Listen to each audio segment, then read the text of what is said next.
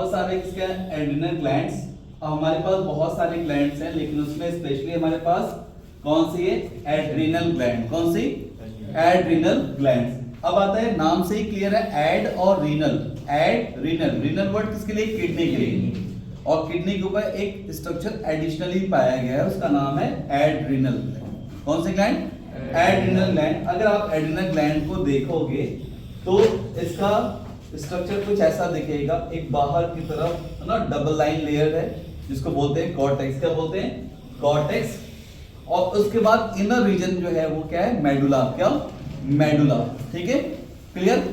अब ये दो रीजन क्या है? स्पेशली बहुत सारे हार्मोन्स रिलीज करते हैं, लेकिन उन सारे हार्मोन्स के बारे में हम इतना सिलेबस में नहीं है, जितना हमारे सिलेबस में हम उतनी बात करेंगे। तो पहले बात करते हैं सबसे आउटर रीजन। जब भी हम चाहे प्लांट को पढ़े या एनिमल का टिश्यू को पढ़े, तो वहां पे जो आउटर रीजन का टिश्यू होगा वो कॉर्टेक्स होगा। क्या होगा? कॉर्टेक्स को फिलिंग टिश्यू भी कहते हैं। तो इस कॉर्टेक्स से जो हार्मोन रिलीज होते हैं, स्पेशली वो बहुत सारे हार्मोन होंगे। उन हार्मोन्स को स्पेशली एक नाम देते हैं कॉर्टिकॉइड्स। क्या कहते हैं? Corticoids hormone. नेक्स्ट दूसरा स्ट्रक्चर हमारा मेडुला, जो मिडिल रीजन में पाया जाता है। उससे जो हार्मोन निकलेगा वो एड्रेनालिन। कौन सा?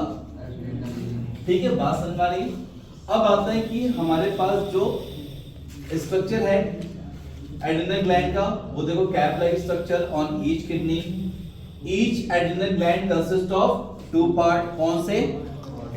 कौन से? कॉर्टेक्स और मेडुला। कॉर्टेक्स और मेडुला। ठीक है, अब सबसे पहले हम अगर बात करें तो ये हार्मोन्स करते क्या है? जैसे देखो, इन हार्मोन्स की खास बातें क्या करेंगे?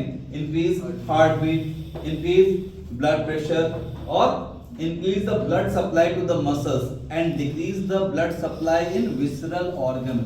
इट मींस विसरल ऑर्गन का मतलब किडनी है, टेस्टिस है, ठीक है, स्मॉल इंटेस्टाइन है, लार्ज इंटेस्टाइन है। इन सब में ब्लड लेवल को थोड़ा सा डाउन करता है, मसल्स को ब्लड ज्यादा सप्लाई करता है, ताकि हम क्या कर सकें?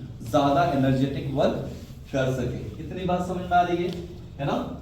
क्लियर। तो एड्रेनालिन ग्लैंड का जो एक मेन हार्मोन है उसका नाम है कौन सा? यानी एड्रेनालिन ग्लैंड का मेडुला, यानी मेडुला है जो है हमारे पास, उसका जो मेन हार्मोन है वो एड्रेनालिन है, जिसको हम क्या कहते हैं? 3F भी कहते हैं। क्या कहते हैं? 3F, fear, fight, flight. क्या? फियर, फाइट और फ्लाइट हार्मोन कहते हैं, क्योंकि ये हमें स्ट्रेस कंडीशन में क्या करता है?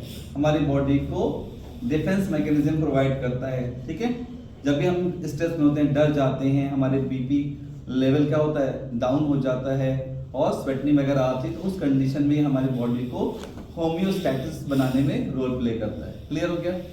देन उसके बाद हमारे पास आता है कॉर्टेक्स, है ना? कॉर्टेक्स में तो बहुत सारे हार्मोन रिलीज होते हैं, बट स्पेशली इसका एक हार्मोन है जिसका नाम है कॉर्टिसोन। क्या है? कॉर्टिसोन। कॉर्टिसोन की दो कैटेगरीज हैं। एक मिनरलोकॉर्टिकॉइड हार्मोन। क्या? मिनरलोकॉर्टिकॉइड हार्मोन, जिसका काम है regulate the metabolism of minerals and ions in the body. जो बॉडी में आयंस हैं, मिनरल्स हैं, उनके मेटाबॉलिज्म को कंट्रोल करना। ठीक। नेक्स्ट स्पेशली इसमें सोडियम और पोटेशियम है। सेकंड हमारे पास है ग्लूकोकॉर्टिकॉइड। कौन सा? ग्लूकोकॉर्टिकॉइड। नाम से क्लियर है, क्या कर रहा है? रेगुलेट करेगा किस पे? कार्बोहाइड्रेट, फैट और प्रोटीन के मेटाबॉलिज्म को कंट्रोल करता है। कार्बोहाइड्रेट, फैट और प्रोटीन के मेटाबॉलिज्म को कंट्रोल करेगा। साथ में क्या करता है? और भी हमारी बॉडी के नॉर्मल कंडीशन, यानी कुछ कॉर्टिसोन ऐसे हार्मोन्स हैं जो सेक्स क्रोमोसोम की तरह काम करते हैं, हमारी बॉडी को सेक्सुअली मैच्योर करने का काम करते हैं। लगता है कि वो जैसे किसी की बॉडी में अगर ज्यादा कॉर्टिसोन रिलीज होगा तो देखने में ऐसा लगेगा कि वो ज्यादा सेक्सुअली क्या है? मैच्योर, लेकिन ऐसा नहीं होता है। ठीक है।